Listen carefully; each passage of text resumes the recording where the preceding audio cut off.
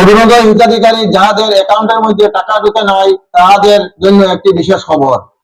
আজ 2রা অগাস্ট সারা ভারতবর্ষের সঙ্গে অসমের মধ্যে লোক গণনার কাজ আরম্ভ হচ্ছে। মুখ্যমন্ত্রীর সাম্প্রদায়িক রাজনীতি, বিভিন্ন সংগঠনের প্রতিবাদ, বিস্তারিত খবরগুলি আমি পড়ছি। যাদের অ্যাকাউন্টে অরুণোদয় টাকা ঢুকে নাই আপনাদের চিন্তার কোনো কারণ নাই। 9,000 টাকা করে যারা অরুণোদয় টাকা পেয়েছিলেন আপনারা প্রত্যেকেই অরুণোদয় টাকা পাবেন। আর যদি কোনো কারণবশত আপনাদের অ্যাকাউন্টে অরুণোদয় টাকা ঢুকে নাই আপনাদের চিন্তার কোনো কারণ নেই। শুধু আপনাদের সহায়তার জন্য প্রত্যেক সমষ্টিতে একজন করে অরুণোদয় সহায়ক দেওয়া হচ্ছে। 3 অগাস্ট থেকে আপনার জেলায় একটি নির্দিষ্ট জায়গায় ওনাকে আপনারা পাবেন। ওনার সঙ্গে আপনারা যোগাযোগ করলে আপনাদের অরুণোদয় যদি কোনো সমস্যা থাকে সেই সমস্যাগুলি দূর করে দিবেন এবং নিয়মিত আপনাদের অ্যাকাউন্টে অরুণোদয় টাকা আপনারা পাইয়া যাইবেন। এইবাৰ যেহেতু আধাৰৰ লগত আমি বেংক একাউণ্ট সংলগ্ন কৰিছোঁ, অৰুণোদয় হয়তো আজি আমি দিলে 15-20 হাজাৰ মহিলাৰ বেংক একাউণ্টত নাযাব পাৰে, কিন্তু আধাৰৰ সংলগ্ন কৰাৰ প্ৰক্ৰিয়া চলি আছে আৰু আপোনালোকৰ এই প্ৰক্ৰিয়াত যাতে সহায় হয় তাৰ কাৰণে এইবাৰ আমি এজন অৰুণোদয় সাৰথী প্ৰত্যেক সমষ্টিতে নিযুক্তি কৰি দিম। যেতিয়াই আপোনালোকে অৰুণোদয় কোনোবা মাহত কিবা কাৰণে নাপাব আপোনালোকে সেই অৰুণোদয় সাৰথী গৰাকীক সাক্ষাৎ কৰিব পাৰিব, যাতে আপোনালোকৰ ইয়াত কোনো ধৰণৰ সমস্যা আপোনালোকে সন্মুখীন হ'ব নালাগে। লোক গণনা আজকে থেকে আরম্ভ হবে অনলাইনের মাধ্যমে। আপনাদের হাতের মোবাইল দিয়ে বা ল্যাপটপ দিয়ে এই কাজগুলি করতে পারবেন 16 অগাস্ট পর্যন্ত।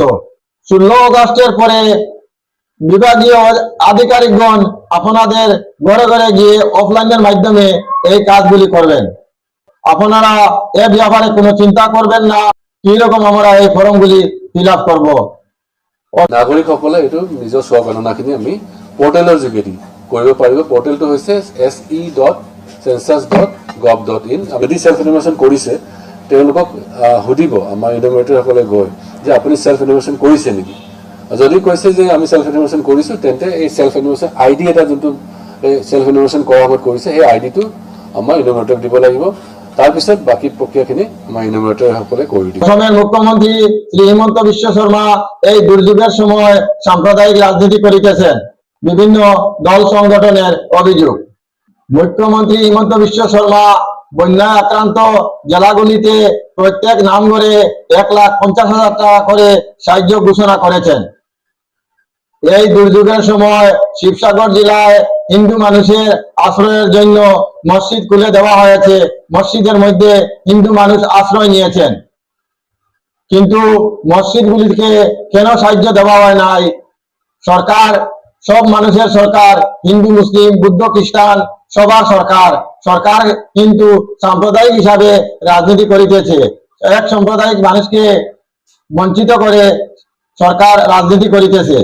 উনি মসজিদগুলিতে কোনো সাহায্য করেন নাই, শুধু নামঘরগুলিতে সাহায্য করিতেছেন। কিন্তু এই জেলাগুলির মসজিদগুলিও বন্যা আক্রান্ত হয়েছে, মসজিদগুলিও নষ্ট হয়ে গিয়েছে, কিন্তু উনি শুধু নামঘরগুলিতে সাহায্য করেছেন কিন্তু মসজিদগুলিতে সাহায্য করেন নাই। বিভিন্ন দল সংগঠনের দাবি মুখ্যমন্ত্রী অসমের সাম্প্রদায়িক রাজনীতি করিতেছেন এই দুর্যোগের সময়। বানপানীয়ে আমাৰ বহুতো নামঘৰ নষ্ট কৰিলে। ভাদ মাহ আহি আছে, ভাদ মাহৰ নাম কীৰ্তন কৰিবলৈ আমাৰ নামঘৰত পৰিৱেশ যথেষ্ট বেয়া হৈ গৈছে। গতিকে আমি নাম কীৰ্তন কৰিব নোৱাৰিম আৰু অসমীয়া মানুহে আধ্যাত্মিকতাক বাদ দি থাকিব নোৱাৰে।